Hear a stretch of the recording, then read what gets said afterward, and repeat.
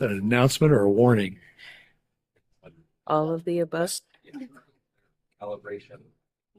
Angel Buenos. They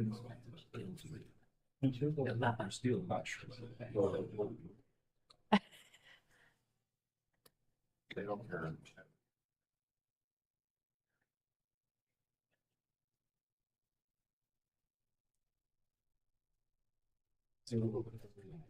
Thank you. Since that, you can sure that's sure.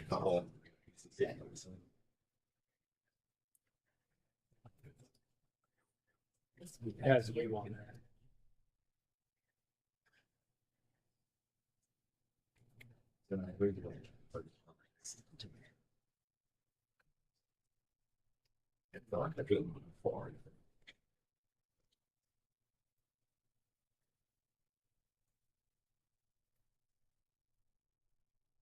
You little face there.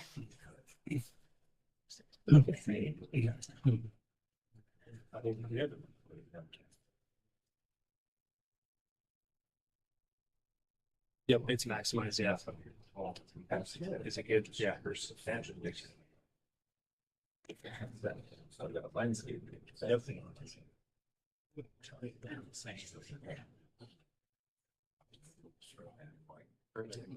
Thank you. Sweet. Thanks. Of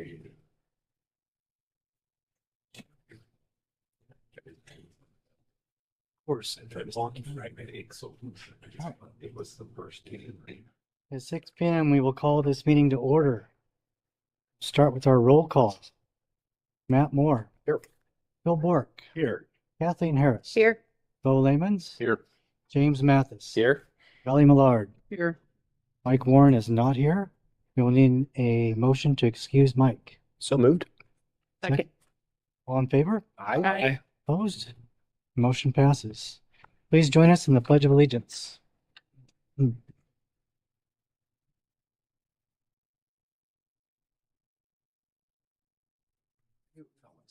can't run today. Got sandals are right on time. Big fat sandals. Start us? Yeah. Go for it.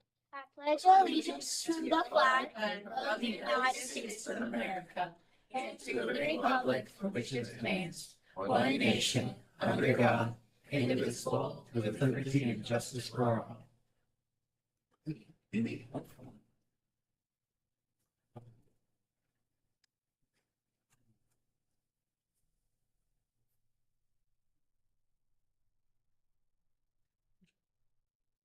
This meeting is being recorded. Tonight we have a presentation. We'll be swearing in our new officer, Roman Hernandez. Please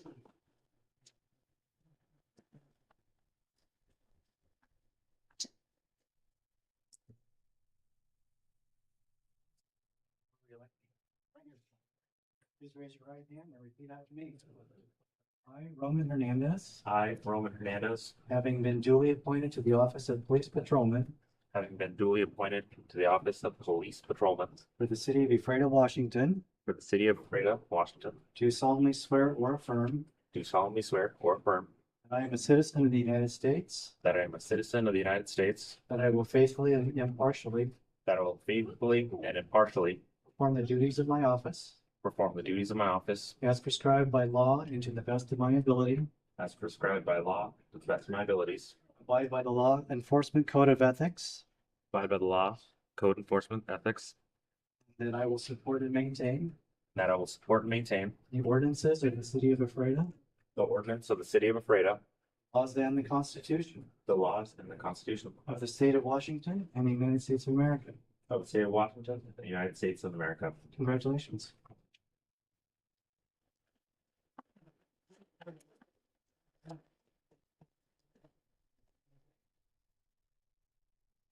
They're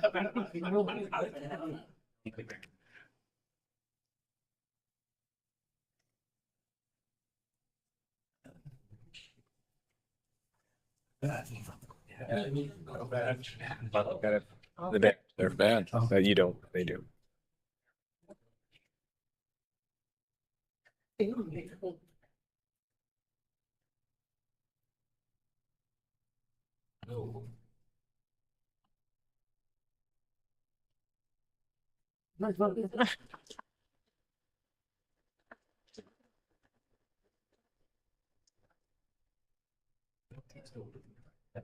Moving on, we have no public comment today.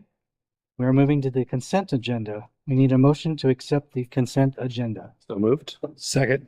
All in favor of a motion to accept the consent agenda? Aye. All opposed? All right, so moved.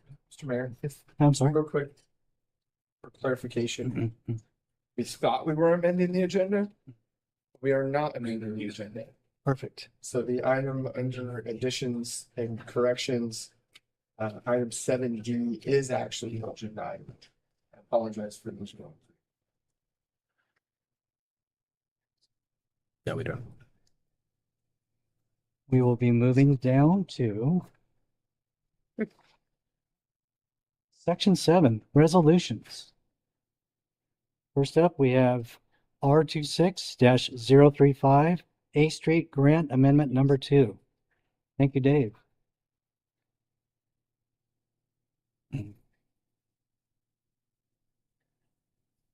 Mayor, council, grant fund, we are. Okay, it's our grants program. So Dominic. Okay. You just told me. Actually, just follow up from the last meeting. We set a meeting or hearing for a tip. So there was a notice for hearing of tip. I just wanted to make you aware that our 6-year transportation improvement plan is on the website so that you can look at the draft. Then you will have the hearing next week, 2 weeks from now. There's a nice little map in there that kind of shows you as well all the improvements for the 6 years plan. That's helpful. I just wanted to make you aware of that. So that's underneath transportation planning, 6-year plan draft. And see you in 2 weeks on that one. So then moving forward. Joe went around, Josh. Dave, if you could speak up a little bit. Can do. So that was underneath transportation planning. Underneath engineering. The 6-year transportation improvement plan, there's a nice map that shows you. Then, for the agenda items, I'm going to go over to grant planning. So the first item is the A Street Grant Amendment Number 2. So earlier this year, we had the first grant amendment where we included sidewalks. We were funded to include the sidewalks on the west side of A Street as well in the design. Right now, I'm working through the design. I have 30% drawings already, and including the funding that we received for that as well. So now I have talked to the county, and the program may have some funding available still this year. So what we're doing is we're moving forward with a second amendment, asking for 100% funding for the construction phase. So that means normally with STBG, you pay a match portion, 13.5% of the construction funds. But if you look at the federal rules, you can ask for up to 100%. So understanding that there is perhaps some funding available, I'm asking for you to authorize the mayor to sign that amendment to request an additional 118,000, which means that our match would go down to 0 for the construction phase of this A Street project, A Street overlay project, which would be constructed next year, but I'm in the process of designing it this year. There's no guarantees because we're requesting it. However, it is my understanding that funding may be available in the program this year for this. So it would, that 118,000, we would get that back in our kitty, if you will. And the TBD money would be used for something else next year. So that is the resolution to authorize the mayor to sign that amended request. Pretty straightforward. Additional money, but it's important for you to understand what we're doing and how kind of the grant game goes, if you will. So the second item is, and very exciting item, is the flood mitigation planning. So I don't know if you're aware of it, but I'm doing large updates to the website for the flood mitigation project. So we have 533 acres downtown that is in the sheet flow flood zone, a major impact to our community for over 5 decades now. It is an economic. It's economically devastating for our community to have this sheet flow.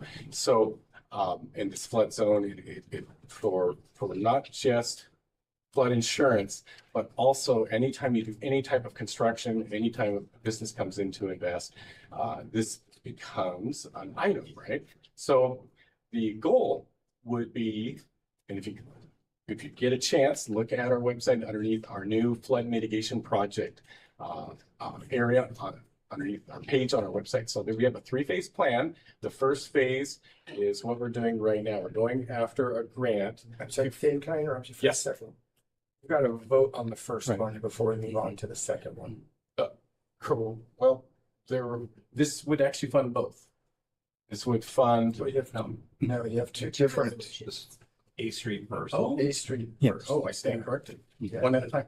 Yeah. So A Street, and the resolution to for a second amendment to fully fund at 100% the construction phase to request that. Do we have any questions? So we need a motion to accept R26-035 A Street Grant Amendment number 2. I'll move.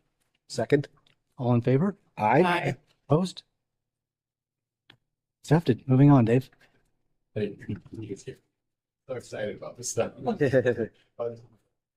But for our flood mitigation plan, there is 3 phases. There is what we're doing right now, going after a grant. That is this resolution tonight. In meeting with the Economic Development Council, they recognize this is a significant economic effect to our city. If we can get a portion of the city out of the floodplain or all of it out of the floodplain, there's a massive economic benefit to doing that. And so set forth a 3-step program. It turns out if we can get this flood mitigation plan conducted through this grant from EDC, that we can also do phase 2. What I would do is I would apply for a map amendment, because it turns out, I believe strongly, and I think that after this is conducted, that it'll support it, that 175 acres of the city is impossible to flood. Sheet flow. Basically, the water coming out from Dry Creek, it's impossible for it to go uphill and sheet flow over this. So I think that we can move forward fairly quickly within the next, say, 18 months, assuming, of course, that we can get funded for this mitigation. This has a flood hazard mitigation plan. We can move forward with a loan, which is a map amendment, which is what you pretty much do with each of these houses or residential or commercial buildings that get out of the flood zone individually. They have to go through a map amendment. We're doing the same thing, but we would do it for 175 acres and show that it's physically impossible for that to happen. So I think 50 years ago, they had 20-foot contours. They had these really crude maps. And so that portion of our city kind of unfairly went into the sheet flow. However, we still have a large portion, about 358 acres, that we would have to go forward with phase 3. So phase 3 is what's called a CLOMAR. It's a map revision where we have to do some work to physically make it impossible for the rest of the city to flood. So in 1972, the Corps put together a preliminary engineering plan, which I've showed you before. And what we would do is move forward with the steps to actually complete that plan and then remove the rest of the city. That's going to take a decade or more to do and fund individual projects. But if you notice, there's a new element here that we might be able to take a significant portion out fairly quickly. That would alone be a massive victory. So that's the plan, but we need to get funded for that. So what is that funding? That funding is this EDC grant. If we go back to engineering, go back to our grant planning, you'll see it's this grant here, EDC. So we are effectively what would you call it, kind of in the second round, if you will. In talking to them, they are very supportive of this. They see it as an economic, the committee sees it as an economic benefit to not just Ephrata, but the county, if you will, to make this change. So they asked, though, that the city have some skin in the game, that there is a match. And another thing is any staff time can be considered toward that match. So we don't have to, basically it would come out of the street funds, come out of TBD, any of my time toward this project. And I would have to do some significant amount of time toward it, but we would need a consultant to support me. And that was another thing that EDC wanted. They wanted to see a consultant. They wanted to see an estimate of how much money it would take for a consultant, because they wanted to make sure to fund us with enough money to get it done.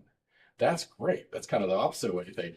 So they're excited about it, and they want to fund it, and they wanted to see a plan and they wanted to fund it in full. So that's what you're seeing here. The 112,500 is the estimate from Grant Osborne.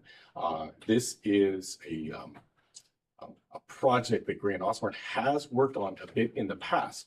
Back in 2007, they actually started the process with the city of this flood hazard mitigation plan. So almost 2 decades ago, we started on this, but unfortunately we stopped. But now it's the time. We need to be moving forward because it takes a decade to get this to happen. So now's the time. So EDC would like to see from the city some skin in the game, 25%, and that can be conducted by staff time. So we would have to document any staff time toward it. And that gives you an idea of how that would work out. So basically it would be my time, engineering time towards streets slash TBD, and that would have to be documented and shown that it as the match, if you will. So that gives you a little idea, and a lot of that's written into the agenda. If you read through, but I'm trying to give you the overview of it. So the request is for authorization to proceed with the application. But you will notice that there is a Grant Osborne estimate, scope, and estimate in there, and you will notice that it says draft over it, because if we don't get funded, we would not move forward with anything with Grant Osborne. Would need their support. I mean, their heavy lifting for basically the modeling of the flood as it comes down the hill. It needs to be modeled by what's called HEC-RAS software. A lot of paperwork, and I can do a lot of the low-hanging fruit engineering, but I need support from that. Any questions? Yes. Yeah. Does the city already have the LiDAR mapping data, or is that something we'll have to acquire or contract out? Or So the state did it. Wow. For the entire state, and it's funny, they did the entire state except for this hole in the middle, which was Grant County. They finally finished that up just recently. In the last year, that's become available. So now we have fantastic LiDAR data. I've already used it to do contours for the whole city, and I'm using that on other projects, obviously. So it's beautiful data. Cool. So does it look like only that one section is going to be probably eligible to be taken out early out of the floodplain when you talk about the map amendment? Exactly. Because I know we've talked about that before. There are certain lots in town that were surveyed out. So I know there's some little patchwork going on there. I think it's on your second. Yeah, that one. So this would stand on its own, this Loma, but you're right, there's little pieces and parts where they have these individual Lomas to take a building out, let's say, or a residential building or a commercial building. So you are right, there's other little pieces inside here that have been taken out. Yeah, I'm just wondering if there's a possibility of that actually being larger. Oh, definitely, because with me, this was I just kind of went through and I delineated the basin by my best engineering ability, but I think when we have a heavy lift by Grant Osborne, that will be more detailed, and we may see more of that come out. I suspect it'll be down here along between the railroad tracks and basin. Yeah. Some of that will come out. I agree.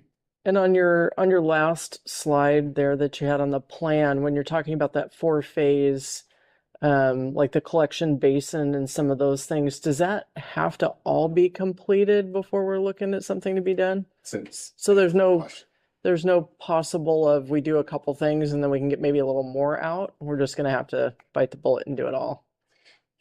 Yes, and I would be going after grants for distinct projects. So if we see if I can zoom in here. So we would want to do it in roughly this order. So for example, I don't know if you're aware of it, but we used to have a debris basin up here. It was made out of wood, though. It's my understanding, and it got blown out. So like Bill Sangster let us know that when he first got here, it was portions of it still were there. Oh, wow. So the debris basin, its purpose is to collect all that debris rather than it filling up the channel, which is 3 to 4, our channel is 3 to 4 feet deep of that debris now. In addition, the debris makes it all the way down and then floods into the fields, sediment, etc. That shouldn't be happening because that all should be stopped at the debris basin. And annually, or after a big event, you go in there and you scarf it out, and then you have that protection. That is the purpose of a debris basin. We don't have that, so we're just filling up our capacity. It's getting worse and worse year by year because we don't have a debris basin. So that is step one, start the maintenance. And then, yes, we have to line the channel, but also that the bridge itself, that is incidentally the easiest one for me to get funding for because there's all sorts of programs to fund bridges. So this would end up just being a box culvert. We would just put in a nice big box culvert and go really quick. So it would be just something larger than what's in there today. I already have I've done some preliminary calcs for what's needed size-wise for all of this. Okay. And then what we would do is a three-sided box culvert. Just a three-sided box culvert is just a concrete U. They come in 5 or 10 foot sections off the back of a big truck. And basically you prep and you just drop them side by side and you lock them together and you create a long channel. But it's about $10 million. So it's not cheap. Yeah, and we had discussed the fact that all of that channel is on private property. Right. So does the city or anybody have an easement, or is that just we have an easement for that? So it's actually part of the plan. So right here, there's something called it's in state law, something called the flood control district. It would make it so those property owners, it's taken care of and they don't need to worry about it, and someone else has the responsibility. Okay. And rather than having it as an individual, it's just a weird thing right now. I mean, everyone, from my reading of the history going all the way back to 1862, by the way, I updated the history radically. So there's some really cool information back to the founding of our city. It's fascinating how the Dry Creek and the springs that were there are really the genesis of our city. And there's some really cool, and there's some quotes from Matt Washington in here too. So there's just great history of how we got to here. A lot of awesome information. Thank you on the legal side. And it's just fascinating, all the pieces. And what I'm trying to do is get all the agencies and everyone working together as positive as we can, because that is the way to move forward, and then go get grants to do it. So no, we're not pointing at anyone. Instead, we're just saying, hey, let's go get money and let's just do this. Yeah. Let's take the liability off of everybody and let's just get it done. Yeah. I'm a little concerned. I drive that route every day, and now there's a for sale sign on that little tiny corner next to that channel. And I'm just a little concerned that somebody not knowing what's going on is going to buy it and end up with a mess. So we're trying to trying to mitigate everything. That is really the purpose of the flood hazard mitigation plan, is to start looking into these things, seeing what we can do. But it is quite a process to do phase 3. Go back to it. Here we go. Do that phase 3. That is going to take a decade or more to do. But because the CLOMAR, basically you set forth the plan and you get it approved by FEMA. FEMA says, if you make these improvements, then you will get the map revision. And that alone is a huge victory. If we can get to the point where we have an approved CLOMAR, then we can start working on the projects. Once those projects are complete, then we would have a map revision that would occur after. But we have to come to an agreement. And that's what you're seeing right here. See all the steps, FEMA review, FEMA approval, Diplomar. These are costs now, but keep in mind, we're going to go after grants for all of this. And in talking to the Corps and USBR, they want this solved too. Yeah. So everyone recognizes that this is something that's kind of a sore thumb, and it's something that needs to be fixed. Yeah. And we have a 3-phase plan that'll take us there. And some interesting things that might happen quicker than we thought. So it all starts with getting support from EDC with this grant, the SIP grant, and our application request for that. Again, it is a 25% match, but it would be my time, which wouldn't be necessary to move this forward anyways, because you need someone to push both the LOMA and the CLOMAR. You need a project engineer constantly coordinating and communicating with the agencies, getting everyone to work together and going after funding. And so my time's going to be on that anyways, and we'll get that as a match. Perfect. Thank you. I don't think we've completely defined the scope of the flood work with SCJ. There's an opportunity to just, which we've already agreed they're going to do some work for us. This might just lead into that scope, and really then there would be no additional cost to us to do this work for them to support that. Do you have any more questions? We need a motion to accept R26-030 EDC SIP grant authorization. So move. Second. All in favor? Aye. Opposed? Passes. Dave, good job.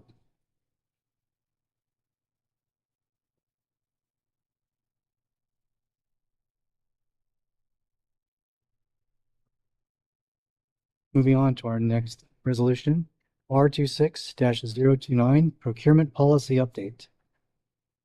Evening, Council and Mr. Mayor. So what we have here is a procurement policy, which in our policy is named purchase and bidding policy.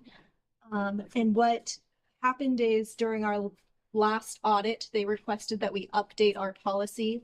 We had it very vague, saying, yes, we'll follow any federal guidelines. Don't worry about it. We'll follow it. They want us to say exactly what federal guidelines that we will follow in that policy. We have not broken any federal policy or guidelines or laws. They want to make sure that we continue doing that in the future. So that is what this policy is. It goes through and updates and lists the specific items, federal guidelines.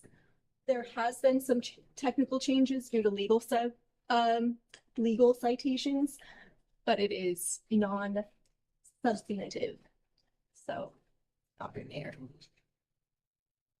you have any questions?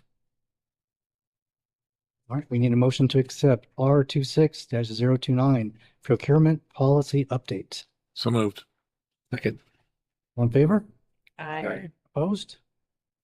That passes. Our next item is R26-028, establishing a policy when pennies are unavailable. Yes, so with this policy, we all know pennies are not being produced anymore.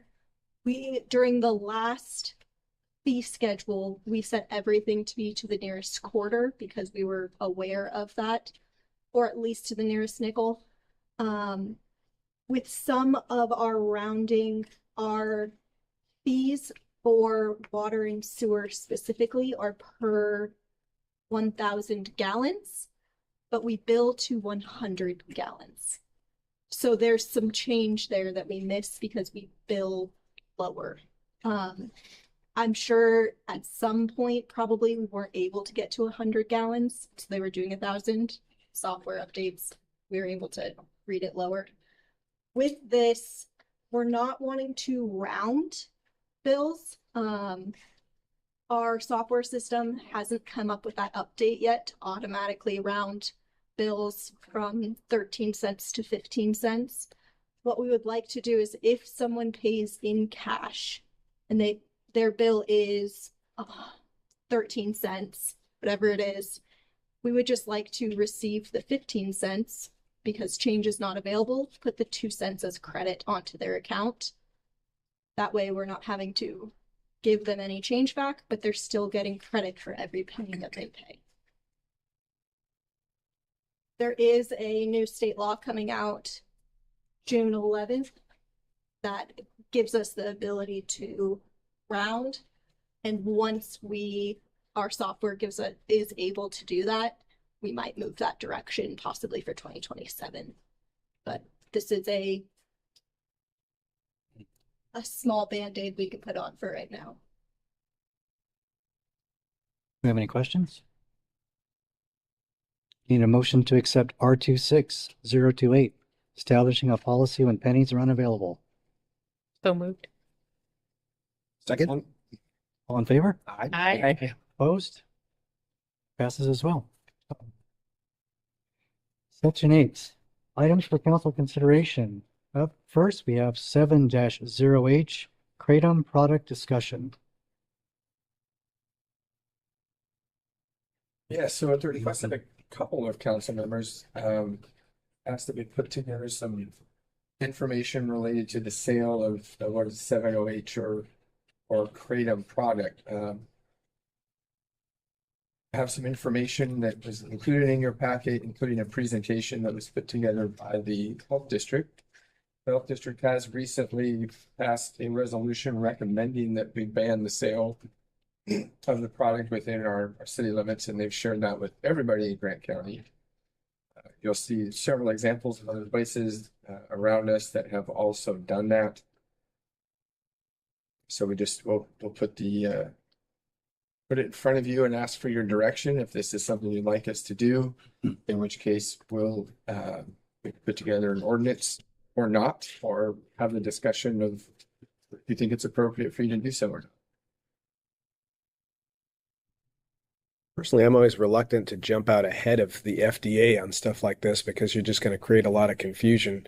I know it's kind of an awkward situation where it's not regulated at all, but this is literally something people can just order online. So it's hard to really regulate. I don't know. We have about 2 or 3 dispensaries in town of something like this. Looks like it's at gas stations and places like that. There's not too many places like that, but it's not a major item. So I'm not either. Yeah.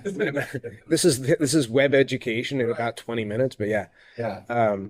Prohibition laws are just a really challenging thing because you also have to weigh the trade-offs. So we are quick to say, well, we'll ban that. Obviously, people are just going to choose total sobriety. No, well, what's their alternative? Are you just pushing people into vodka, Red Bulls, and cigarettes and other stuff like that? It's hard to imagine that there's necessarily a direct change in the health outcome. I know what the district's going for, and I know what the hospitals are actually seeing with stuff like this. So it's not ignoring what they're trying to fight, but you don't necessarily get an outcome you're looking for with a prohibition move. I mean, just like we've seen with fentanyl, outlawing it didn't fix it. It's more complicated than that. I don't know enough about it to really.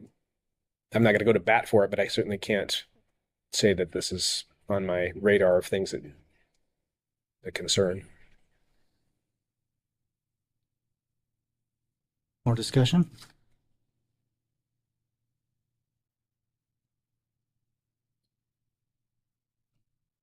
Sorry, I'm just here from the health district. Oh, sure. Could you please introduce so yourself? I won't. Yeah, can you come up and introduce yourself, please? I wasn't sure. I didn't want to go there. Documentation. And I'm not going to say I'm an expert on kratom. My name is Reese Levitt. Like I said, I'm from the health district. I work in the youth cannabis commercial tobacco program. And so kratom kind of got put on my plate.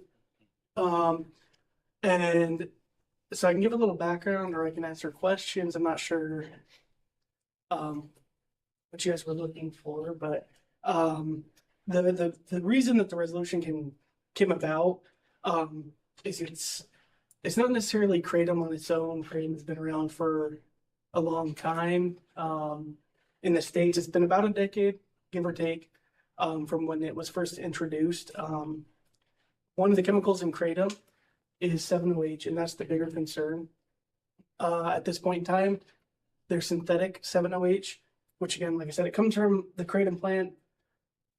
Generally, a kratom product would have 2 to 5, 6% of 7-OH in the product. But with that synthetic product, there's things you can buy at a gas station that has 70%. It could say it has 50%. But you really don't know. It's not regulated. Again, it's kind of one of those gray areas. If you guys are you guys familiar with Delta 8, which is synthetic THC? It kind of fell into the cracks where THC marijuana products were regulated, and then Delta 8 came out. It wasn't regulated, and so anyone could buy it, whether you were 18, 15, or 20, whatever. And so with kratom, the biggest worry is that and it's not regulated. There's products that have very high concentrations of 7-OH, which does attach to the same receptors as any opioid. The FDA they released a report, I believe, in July of 2025, so about a year ago, encouraging the DEA to put 7-OH as a Schedule I drug, because it is addictive. There is a risk of overdose. Narcan, naloxone, does work on it. And so it is a concern, again, because it's unregulated. So the reason why we put this resolution out there is that somebody could say, hey, this is kratom. It's not 7-OH. It has 2% kratom. It has 2% 7-OH, but it can really have 50%. It can really have 70%. We just don't know because there's no regulation on it at all. And Washington is kind of surprisingly, there's no restrictions on it. Some gas stations could put a restriction, say we're going to check anyone that wants to buy this, but they don't have to. And it is a concern. And there is some people that do use it. They say they're using it for their pain. They don't want to use other opioids. They don't have another treatment option. Well, we don't want to totally discard that. It's not. We don't know how it affects you over years. And so that's that, again, going back to the resolution, that's the real concern. There's no regulation on it. A 15-year-old could go into a gas station, they could buy it. There's pills, it's marketed as an energy supplement when it can really, cause addiction. And again, it's not necessarily new in the sense of kratom. Like I said, it's been around for about a decade on the market. But 7-OH, it's a synthetic version. It can cause addiction. It can cause respiratory distress. It can cause a lot of issues. This is anecdotally speaking, but I have spoken to some people who work with substance abuse and counselors, I should say, and they deal with people who are struggling with addiction, and they do have clients who are using kratom, using 7-OH. And so it's a concern. And I will say again, this is new. There's not a ton of youth on this, but we're trying to get ahead of the issue, and that's tough. I work in prevention. Getting ahead of something is not something we can normally do. And I think there's people that support this. There's people that use it for, they want to deal with their pain. But it's not regulated at all. And there are, in the FDA report that I mentioned that came out last year, again, this is just one test. It was more potent than morphine when they tested it with rats, which I know it's not humans, but it is concerning how they did it. They gave some rats morphine, they gave some rats this 7-OH concentrate, and then they basically put heat to their tails, and 7-OH was more potent. The rats reacted slower after receiving a dose of 7-OH. And so, yeah, if you guys have any questions, like I'm not an expert, yeah, go ahead. Oh, I guess more of a observation on stuff like that. One of the challenges of doing things in the reverse order is it sort of makes us the enforcement agent. Like there's different states that'll have laws on beer, like they don't want beer above 5% alcohol. Well, they have the backing of a liquor control board and state regulators and stuff like that to help them. I would have concerns that placing ourselves in the portion of the regulator. If anything, we're exposing ourselves to the potential risks that you're talking about. All of a sudden, you find that some kid does overdose or something like that. You've got a law on the books saying you don't allow this, yet stuff was being sold in the town. I wouldn't expect our police officers to truly understand this because it's so complicated exactly what they'd be looking for and on the enforcement side. But I mean, I think it's definitely something that needs to be looked into, and I like that the district is addressing a health concern. It's what their job is. So I think that hopefully that this will spur things a little further up the ladder, if nothing else, to get it looked into. But Yeah, and that's kind of what we're hoping for. There was, I think, there's at least 4 bills trying to address this at the state level last year. But there's a lot of bills that are trying to get passed and they died. Some of them were in the state Senate, some of them were in the House. And we're hoping that this next session, they'll address it. But the reason why we are encouraging this is to hopefully push the House or the Senate or whoever, the legislature, to ban it statewide. I believe there's about 8 or 9 states that have banned this completely. There's some that have banned it, 21 plus, anything, if you're 21 or older, you can get it. If you're not, you can. In Washington, we don't have anything. And enforcement is it's always a concern. That's part of the reason why it's a resolution, not an ordinance or anything like that, coming from the health district, the Board of Health. And again, there's always pushback on anything, of course. But that is why in the resolution we just say kratom and not 7-OH, because if, for example, if you guys chose to pass an ordinance to ban it, we can't expect the police officers to go in and say, okay, is this 7-OH? Is this kratom? That it's just too much to ask. And again, because it's unregulated, it could say kratom and it's really pure synthetic 7-OH. And so, with the resolution, we're just encouraging the ban of all these products. But no, we do understand with the enforcement, it's tough. You guys, I don't know how many police officers you have, but it's a smaller town. I mean, it's Grant County, right? We're all small towns. And so it can be tough with that enforcement. And something we have talked about at the district is maybe our health inspectors, if they go into a gas station because they do have food products, not that they can enforce, but they could say, hey, they have these products, we saw this, and then they could report it to the cities. But yeah, we just want to encourage it because it is tough to get ahead of any kind of leaf substance. And something like this, like I said, it attaches to the same receptors in the brain as any opioid. It is concerning. And I'm not here to say there's no, beneficial side effects, beneficial uses for it. But in the state that we're in right now, where there's no regulation, nobody's testing anything, it is worrisome. I have a question, kind of a legal question. If we were to implement a ban on kratom products, just all kratom products, would that make us liable if something happens, or if, like the legal liability that Matt was kind of hinting at, would there be a legal liability or enforcement liability of sorts? So with the example that Matt provided where, a kid just happens to have a medical incident, but there's a general ban, the duty to enforce is general.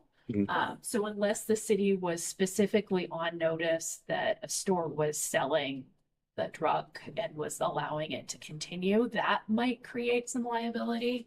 But if it was just that, hey, we have limited code enforcement or police officers to enforce this, and so you do some, but you can't do everything, like any law, that wouldn't create any liability for the city if there were an incident.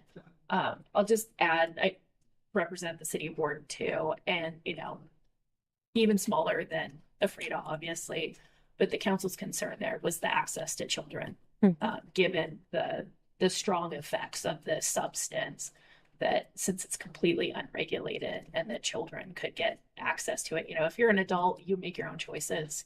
But that was the compelling interest of the council chose to take action on it.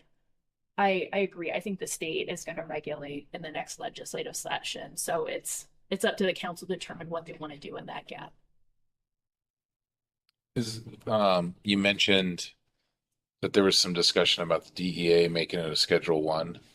Yeah, so controlled? the FDA did that study and they recommended that it should be scheduled, same as any other opioid, illegal opioid, I should say, like heroin, or other substances like meth. As we know, the wheels of bureaucracy move slowly, especially at the federal level. So that was last summer. There hasn't been any announcement as of this point. But there has been, like I said, I think there's eight to 10 states roughly that have banned the substance completely. And there's a lot of other states that have 21 plus. So if you're under 21, you can't buy this. So you guys are keeping that the health district's keeping an eye on it at the state and the federal Yes. level? Yeah. Okay. And Kratom's been up, like I said, it's been on the market, the actual Kratom. It comes backtracking a little bit. So Kratom it's in the same family as coffee. It's used as a stimulant in Southeast Asia. It's been around for about a decade here, but it's a synthetic 7-OH, which is the concern. And that the actual plant does have 7-OH, that chemical, but at lower levels.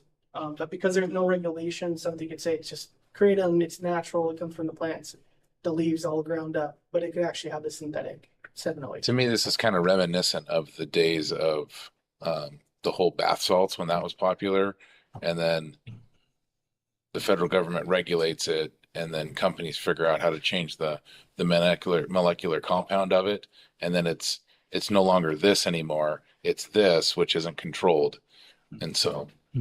Yeah, and that's the tough thing.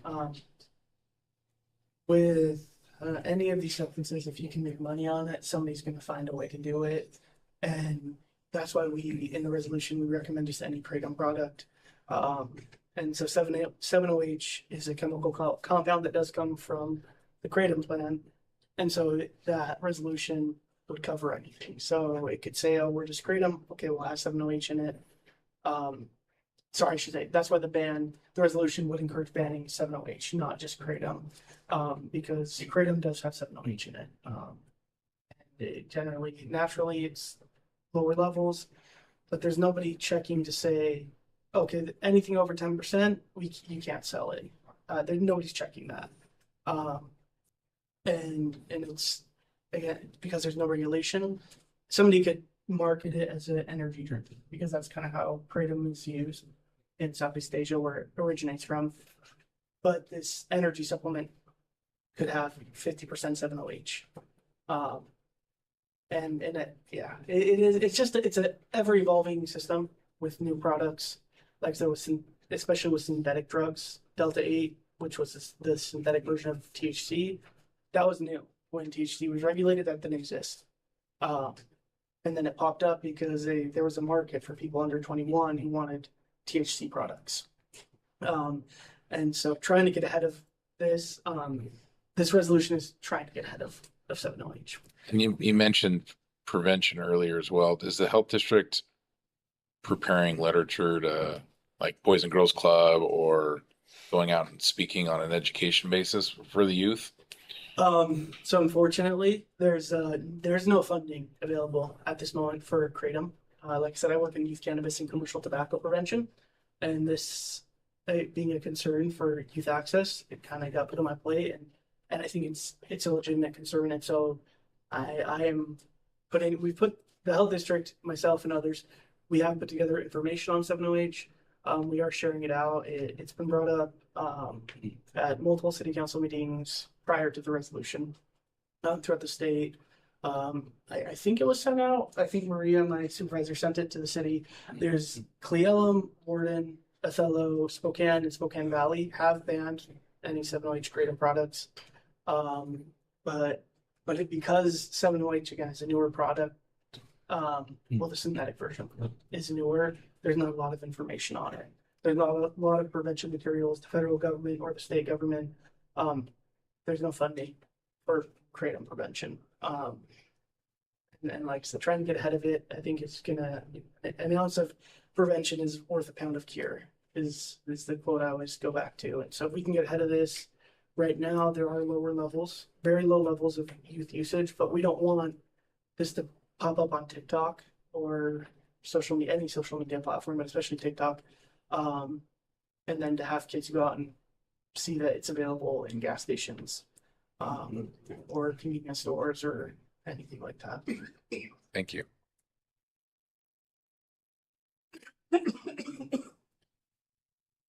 No more questions?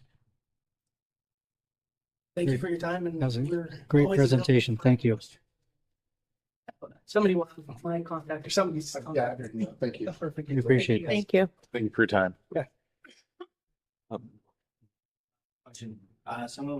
Some of the boys here have basketball practice. Is it okay if we get a signature once our practice starts at 7? Sure.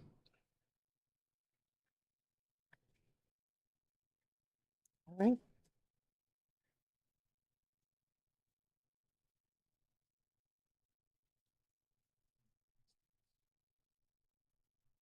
Does he need a? Does he need an agenda or need a? Got it. Got it. Beyond for Oh, I was just wondering if we should maybe do a direction or if make a Yeah, discussion. so right now, staff has no direction, so we would leave it alone. We wouldn't bring anything else. Right. I would propose that we should maybe direct staff to look into drafting this kind of bill, at least a final version that we can look over and either agree or disagree with and discuss later. And have them look into the effects of enforcement, the legal upside. And I would suggest that as a. I think that's. I think any direction would strongly prefer having the endorsement one way or the other from the chief, and preferably county-wide attitude of what direction they're going with this. It'd be like speeding. Mm-hmm. We have speed limits, but we can't, and we're not expected to enforce everything all the time at all places. So I think that's probably the best analogy I can come up with. If we become aware that a mini mart or a grocery store is selling it, then we would have a duty to go and act. I don't think that this would raise any liabilities for us, if that makes sense. So enforcement would be probably minimal to none, quite honestly. And it would be education. We would communicate with all of our retailers of, hey, just so you're aware, here's a copy of the ordinance with a nice cover letter that Steve or I would sign, and pretty simple process for us to do. satisfactory for you? Yeah, fine. So that's one. I think for staff, we either need to be directed by the mayor, or we would need a majority of the council to tell us that they would like us to move on this. Maybe something like asked to be put to a vote of a direction, or I'm not sure. Generally, consensus is sufficient. We just need to make sure we have consensus. Yeah. Yeah. I would back the direction of going to see what this looks like to ban it and enforcement and all. I agree. I'm looking back there for you. I would take that suggestion and direct council or direct staff to do that then. Usual something. Right. Our next item for council consideration is sign restriction discussion. So it's been brought to us, and we get questions every election season about putting election signs in parks and where they're allowed and where they aren't. So far, anytime someone calls and asks us, we say, no, we do not have any kind of restrictions, but we ask you really nicely not to put them in parks. And so far, for the most part, that has worked for us. But it begs the question of, is that something council wants to look at? Placing some restrictions, time, matter, place kind of things. And when and where signs could be placed in our parks. Yeah, I think we should have some kind of, I mean, in my humble opinion, I don't think political signs belong in our parks at all. So we probably would have to have some kind of an ordinance to keep them out of there. I mean, there's plenty of other places to put them. There's plenty of private property that people will allow it. I don't see a need to clutter up the parks with it. And so just so you're aware, because of the limitations on our ability to regulate free speech, it would be political signs, it would be non-commercial temporary signs. So any other signs that would follow in that category would need to be regulated in the same manner. So garage sale, Correct. yeah. No, that's fine. I mean, you're just going to end up with a bunch of stuff left in our parks if we allow it. So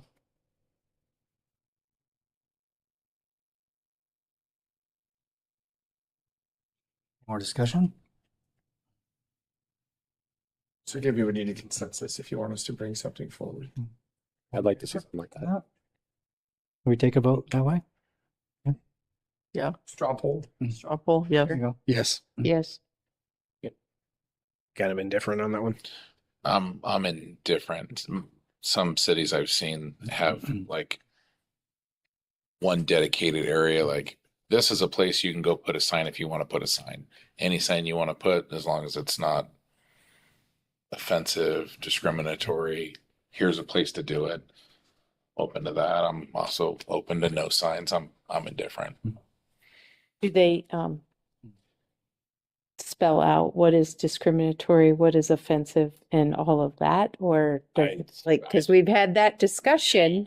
I would model what City of Moses Lake does. They have a pretty, I wouldn't necessarily say robust, but a historical kind of rule where you fill out a waiver and you accept responsibility for posting a sign. You see them at the roundabouts in Moses. And just to Is that different? clarify, that's not in the parks, that's in the areas by the rights of way. And so you have to fill out a waiver because they're more concerned about like you hitting the irrigation lines and then abandoning the sign afterward. I guess to be clear, I would be against city parks, Okay. but if we entertained a communal area for people to put their yard sale signs, But maybe at a political different signs, facility. I'd be open to that too.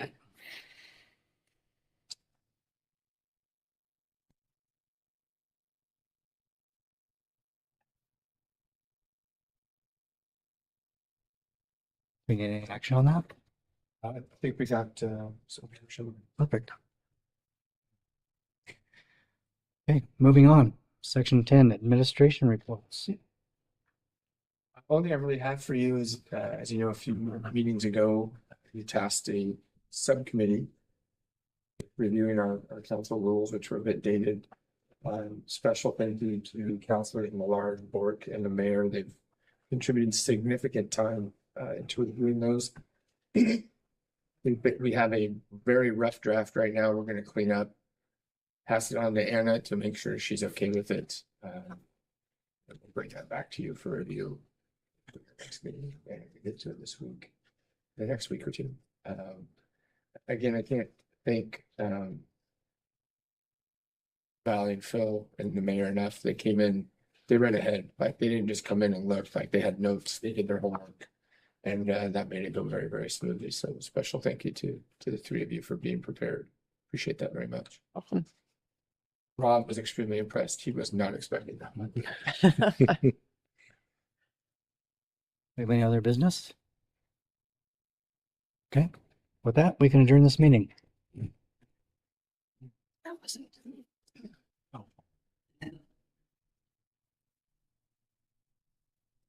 Mr. Cobb.